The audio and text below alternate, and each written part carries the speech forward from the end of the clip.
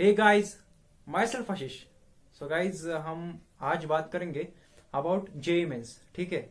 सो देखिए गाइज, कल या परसों ही आपका सुप्रीम कोर्ट का रिजल्ट आया कि लाइक आपका जेई मेंस का पेपर अभी इस फर्स्ट वीक में होगा, that is first week of September. ठीक। सो बहुत लोग यार पैनिक हो गए इस वजह से, और कई लोग तो अभी भी एग्जाम देना नहीं चाहते हैं। ठीक है। पर यार देखो, आप ही सोचो, अगर नेक्स्ट साल के लिए आप लोगों का ट्रांसफर हो जाता है एग्जाम के लिए, तो अगर जेई मेंस के लिए 10 लाख लोग अप्लाई कर रहे हैं, तो बेसिकली अगले साल आपको 20 लाख लोगों को एग्जाम देना होगा। तो ये आपके लिए ही लॉस होगा। ठीक है। आज इसी के ऊपर बात करेंगे यार कि आज का दिन छोड़ो, तो आज का दिन छोड़कर आपके पास जेई मेंस के लिए 12 दिन बचते हैं। ठीक है, दैट इज 12 डेज। अभी 12 दिनों में आपको क्या करना है, मैं यार आज की वीडियो में खुल के बात करूंगा इसके बारे में। ठीक है। सो यार बने रहे यार लास्ट तक। मैं आपको एक पूरे श्योरिटी से बताऊंगा कि यार ये वीडियो आपकी बहुत हेल्प करेगा। और मैं ऐसा मानता हूं कि यार कई लोग यार जेई मेंस में एमिंग नहीं करते होंगे कि लाइक हमें क्या करना है यार, जेई मेंस हमारा एम नहीं है, हमारा एम तो एमएसटी सीईटी है।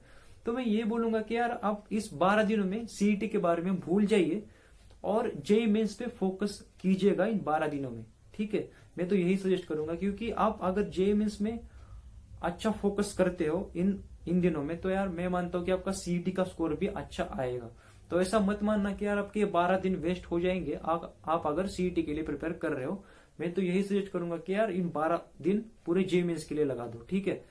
सो बात करेंगे यार एक point two point, bullet point two point में बात करूंगा कि यार आपको क्या करना है। आप ये पॉइंट्स अच्छे से नोट डाउन कीजिए कि आपको एग्जैक्टली इन दिनों में क्या करना है। ठीक। सो आप एक पेन और पेपर लीजिएगा और बने रहिए। ठीक। सो हमारा जो पहला पॉइंट है, that is the proper time management for this days. That is like what have to do and what not to do. ठीक। हमें क्या करना है, हमें क्या नहीं करना है। सो फर्स्टली क्या करना है ये बताता हूं मैं कि आपके 12 दिन है। आपका 12th जब स्टार्ट होता है, तो ठीक है, 12th जब स्टार्ट होता है तो आप एक पूरे साल के लिए शेड्यूल बनाते हो। ठीक है। कि आपको एक प्रॉपरली आपका सुबह का टाइम जूनियर कॉलेज के लिए होगा या ट्यूशंस के लिए होगा, और आपको शाम सेल्फ स्टडी करेंगे। तो आपको इन दिनों ऐसा नहीं करना है। ये पूरा अभी डिफरेंट सिचुएशन है। ठीक है। आपके लिए आपको क्या करना होगा, 12 दिन बचे, आपको एक एक दिन का शेड्यूल बनाना है। ठीक है। दैट इज सोने से पहले बनाओ या पिछले दिन सोने से पहले बनाओ, नहीं तो सुबह जल्दी उठकर आप एक प्रॉपर प्लान बनाओ उस दिन का कि आपको थ्रू आउट द डे क्या करना है। अभी थ्रू आउट द डे क्या करना है ये भी मैं आपको बताने जा रहा हूं। ठीक है। सो हमें क्या नहीं करना है, तो मैं क्या क्या नहीं करना है आगे डिस्कस करूंगा। ठीक है। That is next point is take pen और द पेपर और the something, do proper schedule for that day. अभी आपको एक शेड्यूल कैसे बनाना है। ठीक है। सपोज आपकी कैपेसिटी है कि आप 6 घंटा या 8 घंटा दिन का पढ़ सकते हो। ठीक है। तो आपको उस 6 घंटे को, मैं चलो 6 घंटा एक रेफरेंस ले लेता हूं। ठीक है। आपके लिए तो उस 6 घंटा आपको 3 हिस्सों में बांटना है। ठीक है। मतलब 3 सब्जेक्ट्स के लिए आप बोल सकते हो। ठीक है। अभी हाँ, ये आपके ऊपर डिपेंड करेगा कि आपको तीनों के लिए टाइम देना है या 2 के लिए टाइम देना है, एक के लिए, ये आपके ऊपर डिपेंड करेगा। ठीक है। तो अच्छी से टाइम मैनेजमेंट करके आप एक एक दिन का ही बनाना है। ठीक है यार, मतलब 12 दिन के लिए शेड्यूल मत बनाए, एक दिन के लिए ही शेड्यूल बनाते जाइए। और इसका एक एडवांटेज बताता हूं मैं क्या होता है। सपोज आपने अपने शेड्यूल के मुताबिक फर्स्ट डे कंप्लीट कर लिया। ठीक है। मतलब एक पूरा शेड्यूल बना के फर्स्ट डे के लिए, मतलब सपोज कल का एक फर्स्ट डे मानते हैं। ठीक है। मतलब एक कल से 12 डेज आप मान सकते हो। फर्स्ट डे के लिए आपने एक प्रॉपर शेड्यूल बना लिया। वो कंप्लीट करने के बाद यार आपके अंदर एक दूसरे दिन कॉन्फिडेंस आ जाएगा कि यार मैंने फर्स्ट डे अच्छे से क्लियर कर लिया है। ठीक है। तो आपको ऐसे खुद को ही मोटिवेट करते जाना है इन डे बाय डे। ठीक। तो हमारा जो नेक्स्ट पॉइंट होगा, that is about the sleeping plan. अभी ये मैं इस वीडियो का यार सबसे इंपॉर्टेंट पॉइंट मानता हूं। क्यों? अभी क्या होता है कि आपकी आदत अभी बदल चुकी होगी। ठीक है। लॉकडाउन में आप अपने हिसाब से यार 4 घंटा, 5 घंटा, 6 घंटा, 10 घंटा भी सोते होंगे। ठीक है। सो मैं ये मानता हूं कि यार इन आने वाले 12 दिनों में आप प्रॉपर नींद ले। That is about 7 to 8 hours. ठीक है। मतलब 7 से 8 घंटा आपको सोना ही है। स्लीपिंग के बारे में बताता हूँ यार कि एडवांटेज क्या हो सकता है। ठीक है। मेरा खुद का मैं एक एक्सपीरियंस बताऊंगा कि जब मैं सेकंड सेमेस्टर में था अपने इंजीनियरिंग के, जो अभी मेरा रिसेंटली खत्म हुआ है, ठीक है। उसमें क्या हुआ था कि यार एंड सेम का पेपर था, और एक 2 दिनों में सपोज पेपर था मेरा, मतलब परसों, ऐसा बोल सकते हो कि मैंने कुछ भी नहीं पढ़ा था थ्रू आउट द सेमेस्टर। मैंने उस सब्जेक्ट के बारे में कुछ भी नहीं पढ़ा था, ठीक है। तो मैं बहुत हाइपर हो गया था कि यार एग्जैक्टली हमें क्या करना चाहिए अभी ये निकालने के लिए सब्जेक्ट। अभी बैकलॉग भी पढ़ सकता है यार, फिर नेक्स्ट सेमेस्टर में बहुत लोड आ सकता है, ठीक है। तो इतना हाइपर हो गया था कि यार मैं रात को सपोज 11 या 12 बजे पढ़ने बैठ गया, तो मैं सुबह सोता था, ठीक है। लाइक 6-7 बजे में सुबह पढ़ाई अपनी बंद कर देता था कभी कभी, ठीक है। इसका क्या हुआ ना कि यार मैंने कंटिन्यूसली 2 दिन ऐसा किया, और फिर एग्जाम के दिन यार मुझे बुखार आ गया, बहुत बुखार आ गया। मैं उठ भी नहीं पा रहा था यार, अच्छे से ढंग से लिख भी नहीं पा रहा था, इतनी दिक्कत हो रही थी, ठीक है। तो मैं तो यही सजेस्ट करूंगा कि यार अच्छे से प्रॉपर नींद ले। मैं तो ये सजेस्ट करूंगा, ठीक है। मतलब यार मुझे पता है कि यार कई लोगों को एग्जाम के टेंशन में नींद भी नहीं आती, ठीक है। आप ट्राई करिए यार 7-8 घंटे सोने के लिए आप अच्छे से ट्राई कीजिएगा। 12 से 7 एक आइडियल स्लीप आपकी हो सकती है, ठीक है। रात को 12 से 7, ज्यादा से ज्यादा चलो यार एक्सीड कर सकते हो 1 बजे तक, पर यार उससे ज्यादा मत जाने दीजिए। और मैं यही बोलूंगा कि यार 7 से 7 बजे आप उठ जाइए, ठीक है। मतलब 7 से आगे टाइम मत जाने दीजिएगा, क्योंकि सुबह 7 बजे उठकर आप कुछ पढ़ते हो, लाइक कुछ करते हो स्टडी के रिलेटेड, तो यार एक आइडियल टाइम हो जाता है आपके लिए, ठीक है। अगर कोई बंदा 4 बजे सुबह उठकर भी पढ़ता है, तो उसके लिए आइडियल टाइम, सभी के लिए आइडियल टाइम है वैसे वो, ठीक है। तो वो डिपेंड करेगा, पर मैं यही सजेस्ट करूंगा कि यार 12 से 7 एक आइडियल टाइम होगा। आप प्रॉपर 7 से 8 घंटे की नींद कैसे भी टाइम निकालकर सो जाइए, ठीक है। मैं यही बोलूंगा कि यार 7 घंटे या 8 घंटे कैसे निकालने हैं, ठीक है, अभी सोने के लिए भी। मुझे कई लोग ये बोलते हैं कि यार 7 से 8 घंटे सोने के बाद कुछ दूसरा पर्सनल काम करने के बाद पढ़ाई के लिए कुछ घंटे कम बचते। तो मैं यही बोलूंगा कि यार इन 12 डेज में आपको यही फॉलो करना है यार, कि 7 से 8 घंटे अच्छे से नींद ले, और फिर यार पढ़ाई या पेपर सॉल्व कीजिए, आप कुछ भी कीजिए, ठीक है। देखिए यार 24 घंटे होते हैं हमारे पास, वहां से 8 घंटे भी आपने नींद के माइनस कर दिए तो आपके पास 16 घंटे बचते हैं, ठीक है। अभी 16 घंटे में से मैं यही नहीं बोलूंगा कि यार 16 घंटे आपको पढ़ना है, ठीक है। आप अच्छे से 8 घंटे भी देते हो अपने काम के लिए, मतलब जितना भी टाइम बचा है, ठीक है, नींद को छोड़कर, उसमें से आधे घंटे भी आप अच्छे से पढ़ लेते हो, तो यार इनफ टाइम है, ओके, ठीक है, इनफ है। यार नेक्स्ट पॉइंट पे बात करते हैं about day utilisation. Day utilisation मतलब आपको दिन कैसे बिताना है। मैंने बोला था कि यार दिन के बारे में भी डिस्कस करूंगा। एक पूरे दिन में आपको थ्रू आउट द डे क्या करना है, ठीक।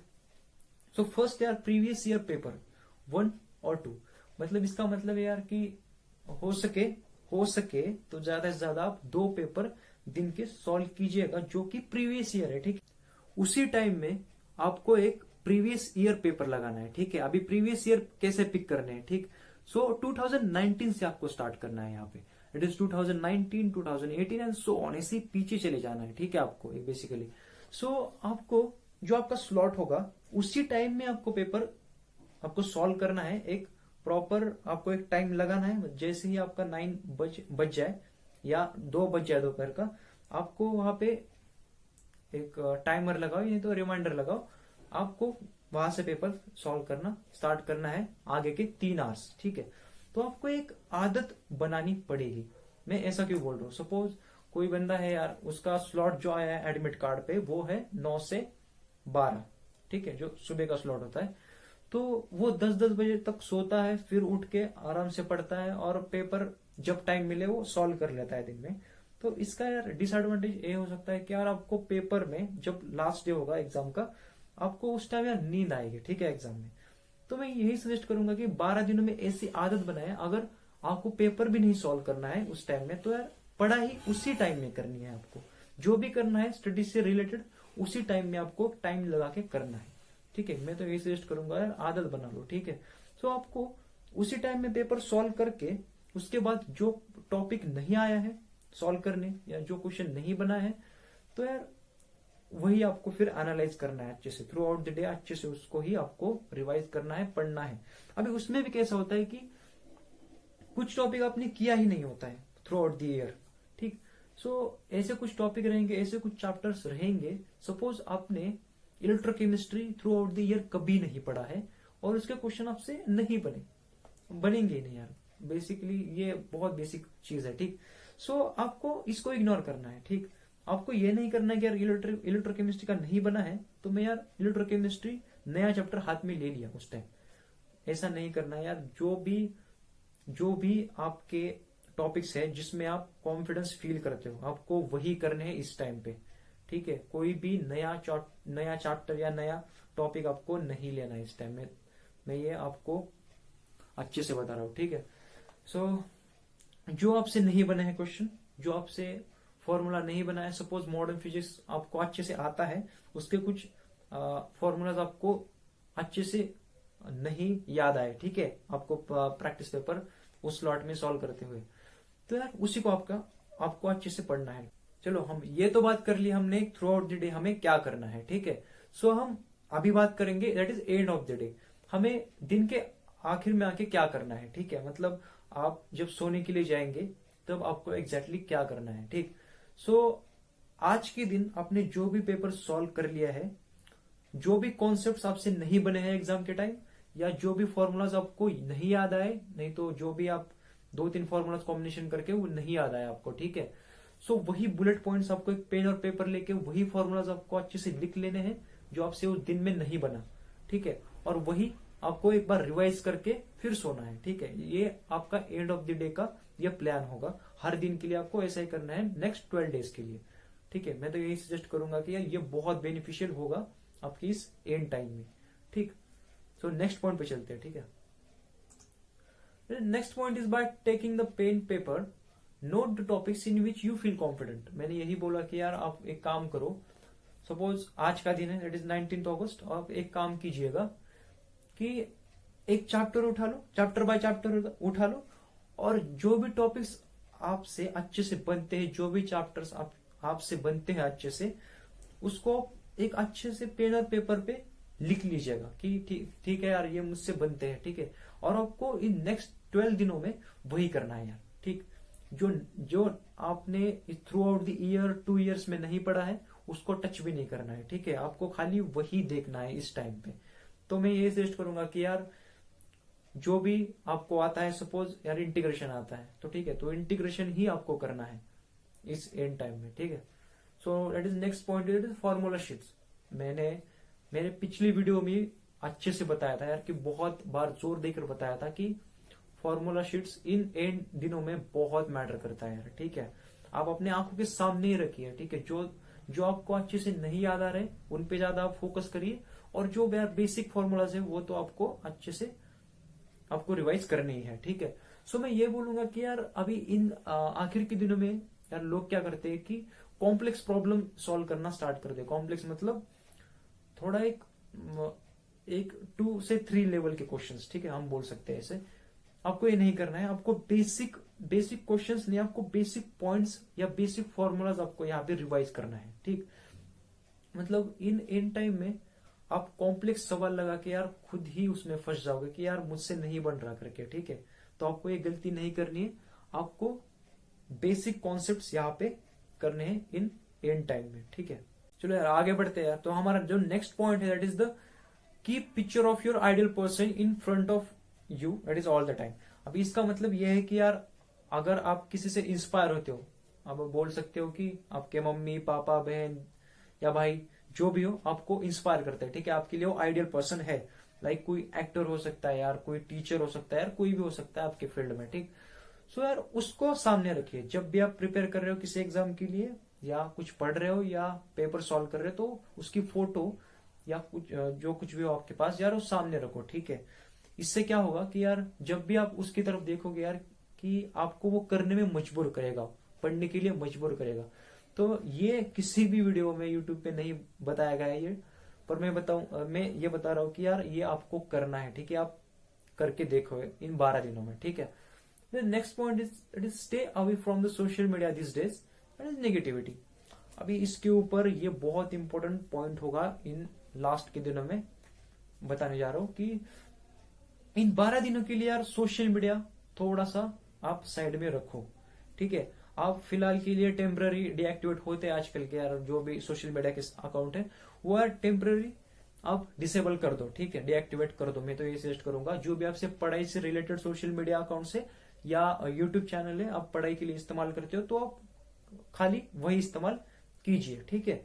अभी क्या होता है ना यार, सोशल मीडिया पे आप सर्फिंग करते हो या आप स्क्रॉल करते हो तो यार आपको न्यूज मिल जाते हैं about the JEE Mains CET related, या कुछ ऐसे लोग भी मिल जाते हैं, कुछ दोस्त भी होते हैं, कुछ फैमिली मेंबर्स भी होते हैं यार कि आपको निगेटिव फील कराएंगे, ठीक है। और इन 12 दिनों में यार निगेटिव फील होना यार ये बहुत आपके लिए मुश्किल जाएगा, ठीक है। तो मैं यही सजेस्ट करूंगा कि यार आपके फैमिली मेंबर भी अगर ऐसा करते हो कि सपोज लाइक ऐसे बोलते हैं यार कि हम अगर आपका जनवरी का जो फर्स्ट अटेम्प्ट था जेईई मेंस का वो अच्छा नहीं गया है तो यही बोलेंगे यार कि ये भी नहीं अच्छा जाएगा, अभी पिछला अच्छा नहीं गया तो ये कैसे जाएगा, ये सब बोलते हैं यार। तो इससे यार दूर रहो, ठीक है, इग्नोर करो, आप ना काम करते रहो बस, ठीक है।